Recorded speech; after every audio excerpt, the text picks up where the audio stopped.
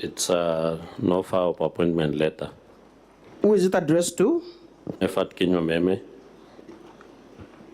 In paragraph 1, what is the job group of Nefat Kenywa Meme?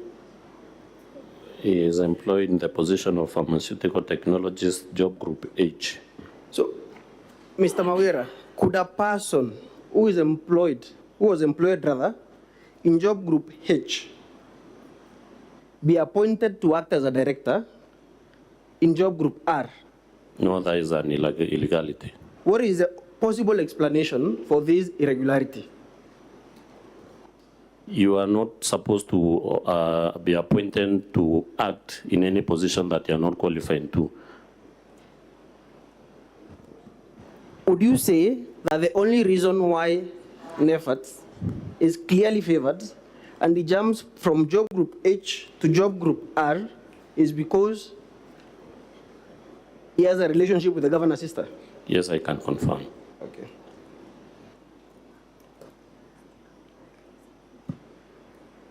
Turn with me to page 384. 384. Honorable Speaker, you can turn with me to page 384 of our volume 2.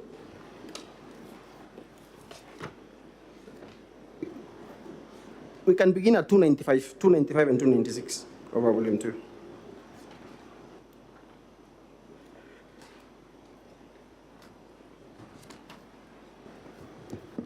What document is at page 295 and 296?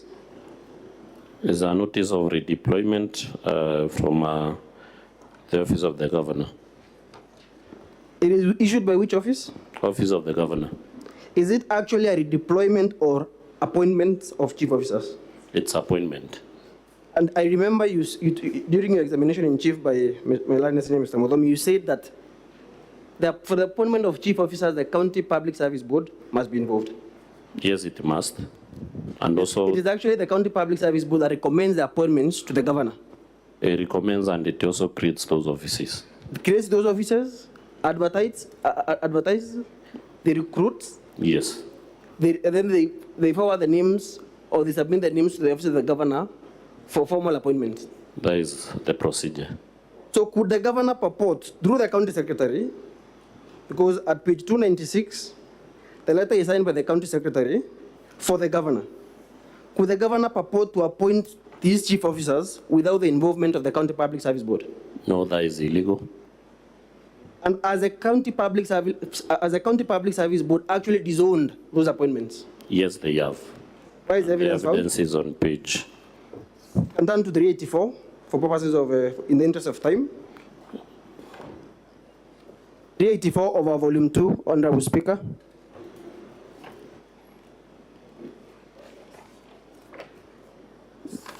Yes, the evidence is on page 384 on a letter addressed to the clerk of the county assembly. Who has written that letter? In whose letterhead is it issued? Office of the County Public Service Board and signed by the secretary or the CEO of the Meru County Public Service Board, with the CPA Virginia KAWIRA. At paragraph 4 of that letter, what does the board say, the County Public Service Board? It states that the board is the appointing authority according to section 64 of County Governments Act. The board, however, was not involved in the appointment of the acting chief officers as per the act. So the board actually confirms that it was not involved in these appointments? Yes. Is that an irregularity? It is an irregularity. At page 295, I'll take you back to page 295 of our volume 2, Honorable Speaker. And specifically, the number 18 on page 296, the appointment of Kenneth Mwiti Riongo. Is he appointed to in an acting capacity or a substantive appointment? It is a substantive appointment, since it is not indicated if it's not indicated if it's in an acting capacity. Would such a substantive appointment require the approval of the County Assembly? It requires. Was that approval obtained? No. And for argument's sake, Mr. Mawira, the governor said in a response that it is actually the county secretary is the one who made these appointments. As by law, the County Governments Act, can a county secretary appoint chief officers? It's not possible, and even it's still contrary to what we have, because the letter is signed by the County Secretary for Her Excellency the Governor. For the governor. Yes. So could the governor lawfully, even if we are to assume that she delegated this authority, could the governor lawfully delegate the mandate to appoint chief officers to a county secretary? The law does not allow that to envisage the same. Is a statutory mandate to appoint chief officers not vested in the person of the governor? It is. Still on these 2 pages, page 295 and 296 of our volume 2. Who is qualified? I want you to explain to the Honorable Speaker and to the Honorable Senators, who is qualified to act as a chief officer? According to? I'm asking from the persons who have been appointed here as chief officers. For example, you can turn to page 296, number 17. We see Getobun Kanata to move from Meru Municipality to Department of Lands to perform the functions of chief officer. And my question to you is, can a person who is not a chief officer be appointed to act as a chief officer in another department? No, because it requires vetting and approval by the County Assembly. So it is your evidence that only a person who has been appointed, who is already a chief officer in the first place, can be appointed to act as a chief officer in another department? Yes. And by corollary, in the national government, only a PS can be appointed to act in another state department? That is true. So if you are not a chief officer in the first place, having been vetted and approved by the County Assembly, you cannot be appointed to act as a chief officer in another department. That is true. So what would you say then of the appointment of Kitobun Kanata at number 17? It's an illegal appointment. Number 15 of Christopher Mugunda? It's also illegal. Number 2, that is the nephew, Edwin Murangiri. It's in contravention of the law. Who is Edwin Murangiri at number 2, page 295? The nephew to the spouse of the governor.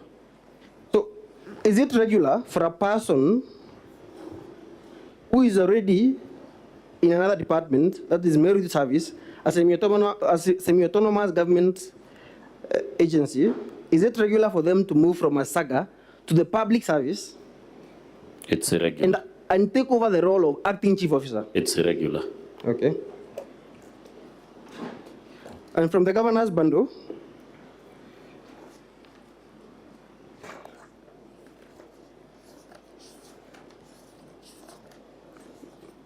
at page 348, turn with me to page 348.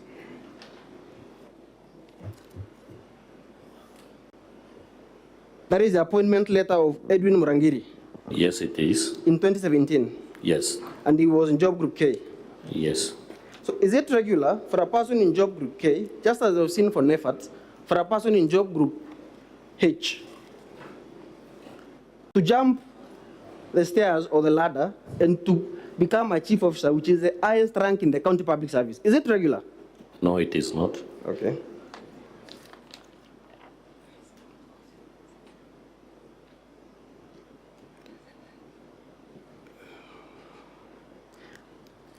Honorable Speaker and the senators and the honorable senators, turn with me to page 360 of our volume 2. Actually, from page 359, I'm sorry, Honorable Speaker, from page 359.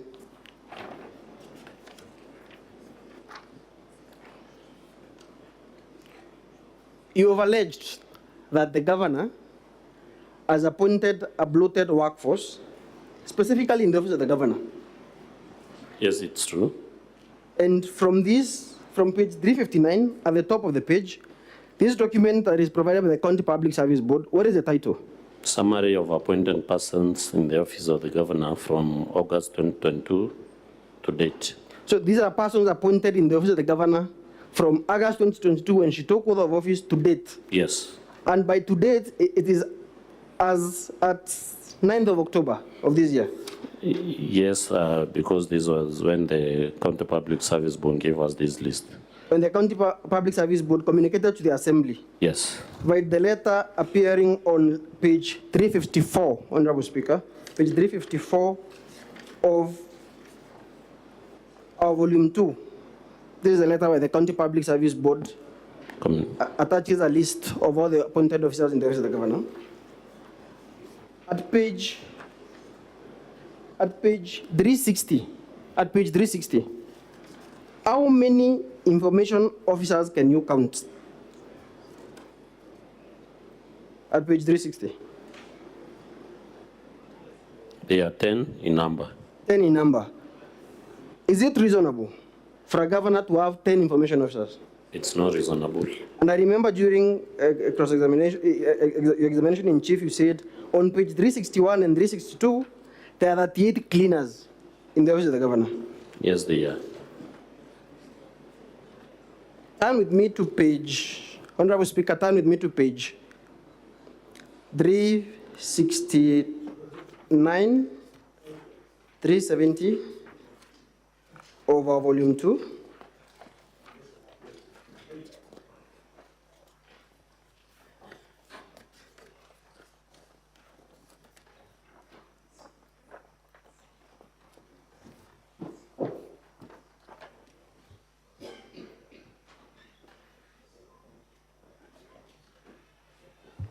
At page 3, what documents are there from page 369 to page 370? They are pay slips. Pay slips for what job designations? Public communications officer. The job designation is public communications officer. Yes. And how many are they?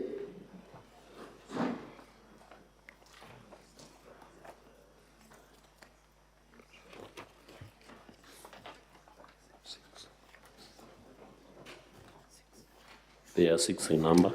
There are 6 in number. Honorable Speaker, turn with me to page 261 of our volume 2. Okay. That is a notice for shortlist and interview schedule, correct? Yes. At page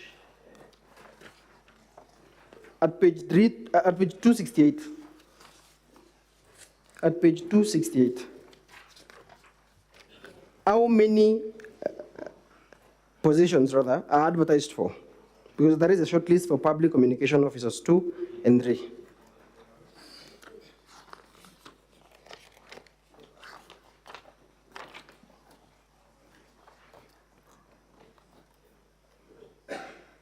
The ones who are shortlisted are 17 in number.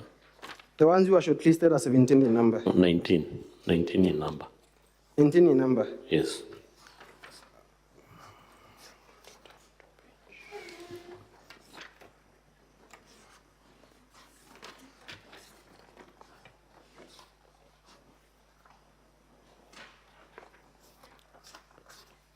But turn with me to page 293. 293 of our volume 2. The document begins at page. The document begins at page 284, Honorable Speaker. It is an advertisement for recruitment to the office of the governor. At page 293, how many positions have been advertised? Only 3 positions. Only 3 positions. What is the job designation? Public Communications Officer 2 and Public Communications Officer 3. So for Public Communication Officer 2 and 3, only 3 vacancies are available? Yes. Okay. And at page 268, we've seen that 19 persons were shortlisted. Yes. At page 268 of our volume 2? Yes. Okay. Then turn with me to page, still on our volume, to page 361 of our volume 2. And I want you to read out, or rather to count, the public communication officers who are appearing in that page. That is number 60, number 67, number 68, and 69. How many are those? They are 4. There are 4. There are 4 officers, right? Yes. Who have been recruited as per this summary provided by the County Public Service Board for all the staff in the Office of the Governor from August last year to date. Yes. Okay. So there were actually 3 vacancies. You will agree with me. From page 293, there were only 3 vacancies. Yes. 19 were shortlisted on page 268. Yes. 4 are appearing on that have been recruited. Yes, 4 have been recruited. As per the summary by the County Public Service Board. Yes. So 1 extra person was recruited over and above the vacancies that are available. That's true. Of the 4, how many appear in that shortlist? The 4 are KAWIRA, number 60, Honorable Speaker, on page 361 of our volume 2. There is KAWIRA Andrew Bundi. There is Murithi Samuel Murithi, Michobu Dominic Mureke, and Kiambi Christas Manyara. How many actually appear in the short list at page 268? To save the time, it is only 1. KAWIRA Andrew Bundi. KAWIRA Andrew Bundi is the only public communication officer who was actually shortlisted and recruited. That's true. So the other 3 who have been hired were not even shortlisted. Yes. Turn with me now to page 369 and 370, and you will see the pay slips.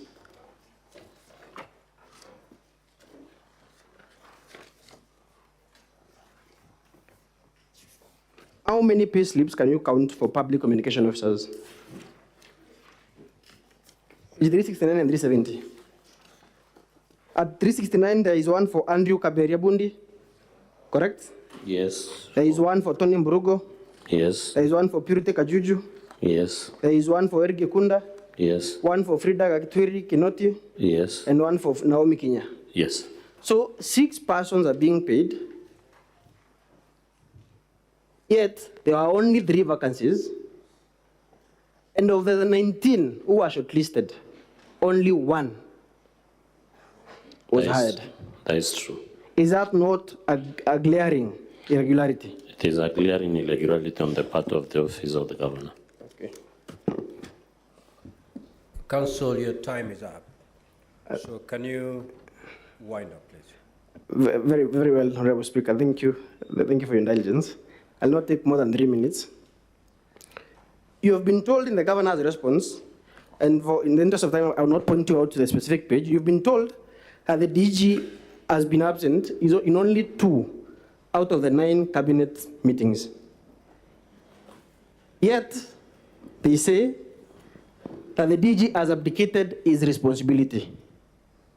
Are those 2 defenses compatible, or are they not inconsistent with each other? They are contradicting each other, and the DG has been absent from cabinet meetings since May, as per his sworn affidavit and the evidence that he gave under oath to the Assembly. Okay.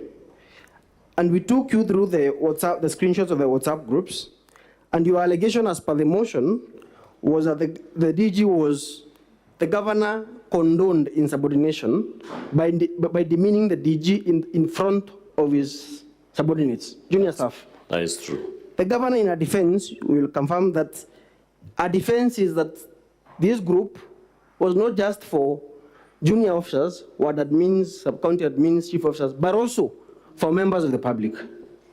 Correct? That's correct. What is your comment on that? That makes the matter more grave, because if the Governor can use such ones on a DG in front of members of the public, then it is very unfortunate. So it aggravates the situation. Yes. It makes an already bad situation worse. Yes. Okay.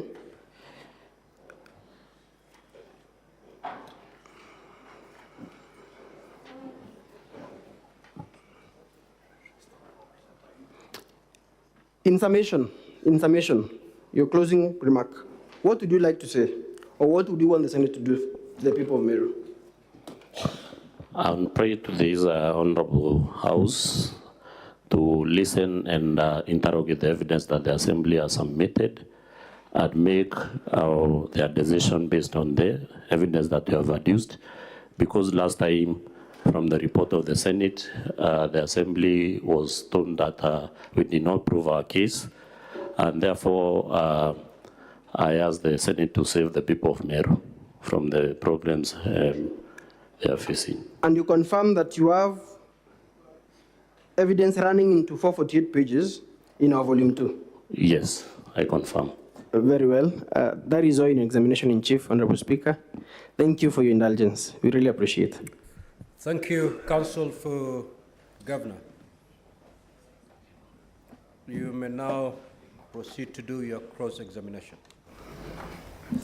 Counsel, before you start, maybe by indication, how much time do you think you will require to do the cross-examination? Thank you, Mr. Speaker, sir. For record purposes, my name is Eli.